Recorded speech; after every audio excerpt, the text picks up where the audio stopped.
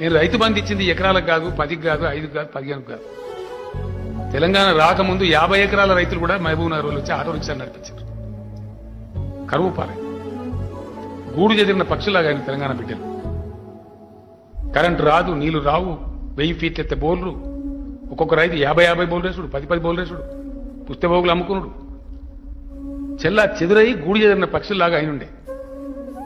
ఇవాళ నాకు గుండెల నిండా సంతోషం ఉంది. మా ఎమ్మెల్యేలు చెప్తున్నారు, మా మంత్రులు చెప్తున్నారు, సార్ ఒక్కొక్క ఊర్లో బొడ్రాయి పండుగ చేస్తే లక్షలు ఖర్చు పెట్టి బ్రహ్మాండంగా జరుపుకుంటారు ప్రజలంటే, ఇంకా అంతకన్నా మనకు కావాల్సిన సంతోషం ఏందని నేను చెప్తున్నాను. తెలంగాణలో వ్యవసాయ వృద్ధి చేయడానికి, వ్యవసాయ స్థిరీకరణ చేయడానికి అమలు చేస్తున్న పాలసీ రైతు బంధు.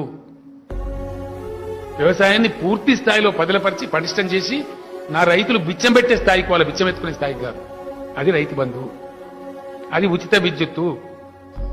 తెలంగాణ రైతును ఎవడన్నా నువ్వు ఎన్ని హెచ్పి ఉన్నది అనే కోన అనే కొడుకు ఎవడన్నా ఉన్నాడా? ఇలా నువ్వు ఎన్ని మోటార్లు పెడుతున్నావు ఎవడని అడుగుతుండా? అందుకే పంటలు వస్తుంది, అందుకే పండిస్తారు. ఆ స్వేచ్ఛ, ఆ శక్తి నా రైతాంగానికి రావాలని నేను అనుకున్నా. ఇలా దగ్గర వస్తుంది.